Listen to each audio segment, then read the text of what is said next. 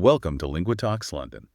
We're all about unlocking those tricky bits of the English language for you. That's right. And today, we're diving into something pretty interesting. Phrasal adjectives. But, looking at them at a more advanced level. Exactly. These combinations of words, adjectives made from phrasal verbs or maybe prepositional phrases. Right. We want to show how they really add, well, color and precision. Oh. How native speakers actually use them. Yeah, forget just memorizing grammar rules. This is about practical understanding, getting them into your active vocabulary. The sources we looked at are great for this. Lots of real examples, context, tips. Really practical stuff. Okay, so let's get started. What exactly is a phrasal adjective? Let's break it down. Okay, so simply put, it's an adjective, but it's made up of more than one word. Okay. Often it looks like a phrasal verb, or a prepositional phrase. Think of them as shortcuts, efficient ways to describe something specific. Our materials give some good examples to start with. Agreed.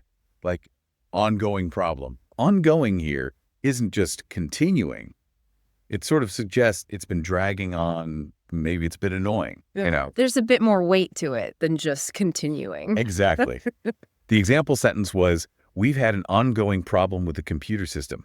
You feel the persistence there. That's a perfect example. Or another one, worn out shoes. Ah, yes. Worn out tells you immediately they're weak, damaged, used a lot. You can almost picture them, can't you? The source says she was wearing old, worn out shoes. You get that image straight away. And one more to start, broken down fridge. Right. Stopped working. Describes a fridge that's kaput. In our garage, we've got an old broken down fridge. These first few really show that link, don't they? How a phrasal verb like go on, wear out, break down can become an adjective. Yeah, makes sense. But, and this is interesting, the sources also point out something important. What's that? Well, not every phrasal adjective actually has a direct phrasal verb counterpart. Oh, right. Like, think about outdated, as in that way of thinking is very outdated. Okay, yeah, meaning old-fashioned. Right. But there's no verb to date out, is there? We understand it, but the verb form isn't a phrasal verb. Good point.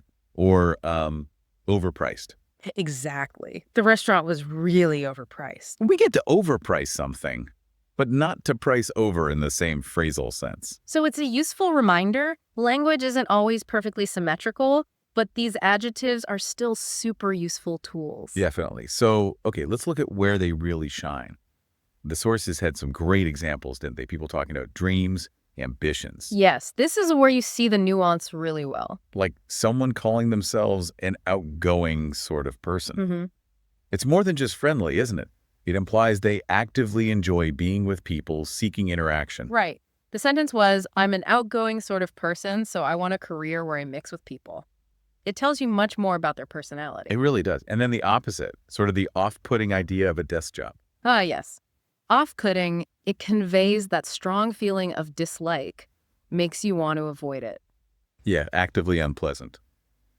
The person says, to be honest, I find the idea of a desk job quite off-putting. I just don't think I'd like it at all. You really hear that aversion. Very clear. Another strong one was outspoken. Oh, yeah. Someone saying, I've always been very outspoken. It means they're not afraid to say what they think, often quite directly. Maybe even forcefully sometimes. Could be. The full sentence connects it to their career goal. I'm never afraid to express my opinions, so I think a job campaigning for an environmental organization would suit me. It says a lot about their character. It certainly does. What about watered-down proposals? Good one. That means proposals made weaker, less impactful, probably to get more people to agree. A compromise may be too much of one. Exactly. And the person says they would never accept any watered-down proposals. Shows their commitment, their strong stance. Then there were feelings, too.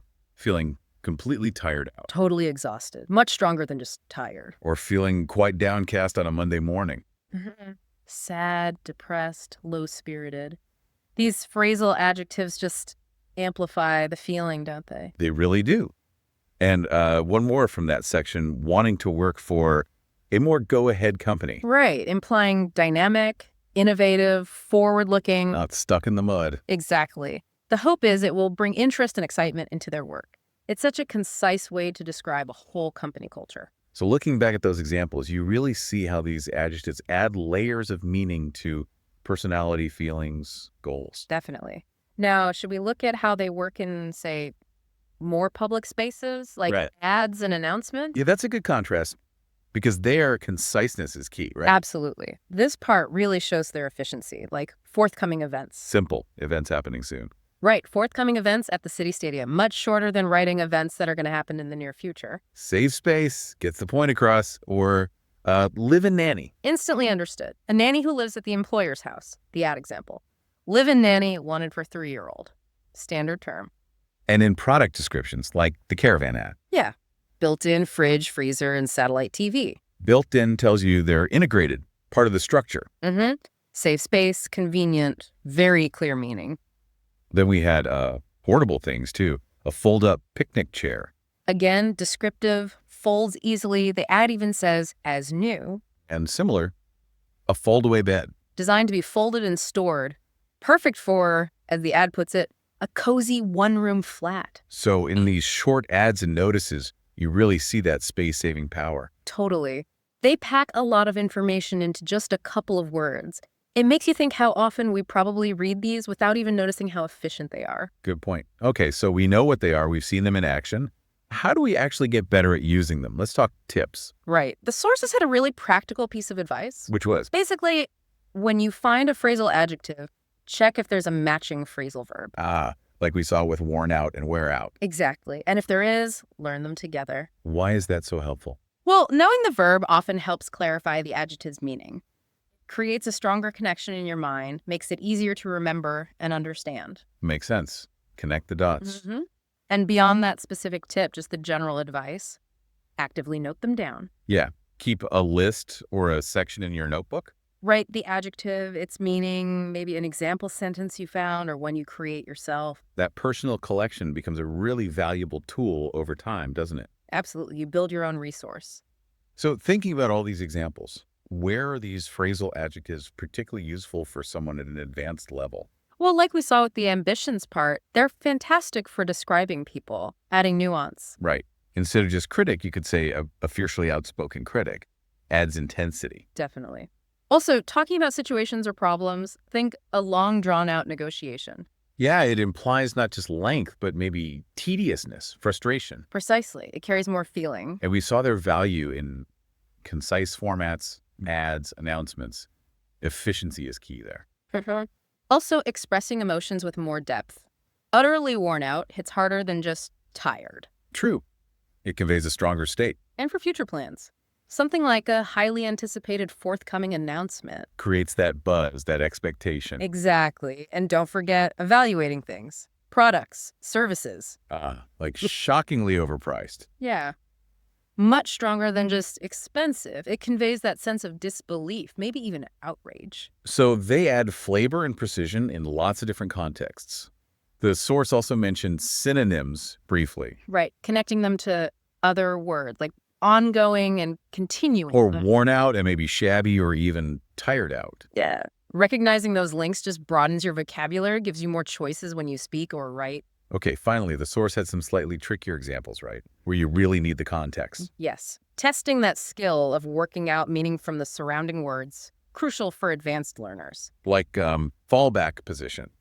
Context makes it clear that means a plan B, an alternative strategy. Or being left out, meaning excluded, not included. Pretty common one, actually. And forthcoming used negatively, like not very forthcoming. Yeah, meaning unwilling to give information, secretive perhaps. What about worked up? Agitated, upset, maybe angry or anxious. Yeah. Depends on the context again. And the last one, outstretched arms.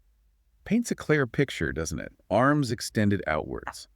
So those really show that paying attention to the whole sentence, the situation, is key for figuring out unfamiliar ones. Definitely. Context is everything sometimes. Okay, so let's wrap up our deep dive on phrasal adjectives. We've looked at how they're formed, haven't we? Often from phrasal verbs, but not always. We've seen them in different situations, personal stories, ads. Showing their versatility. And we talked about that great tip to connect them to the verb if possible, and definitely note them down. It's all about building that active vocabulary. Because mastering these really can lift your English, make it sound more, well, natural and precise. It bridges that gap towards sounding more like a fluent speaker, doesn't it? It really does. So here's something for you to think about. When could you use a phrasal adjective instead of maybe a simpler single word? Think about your everyday communication. How might swapping in, say, worn out for old or ongoing for continuing, change the impact, the nuance? It's a subtle shift, but it can make a real difference. Definitely something to experiment with as you keep learning. Thanks for joining us for this exploration today.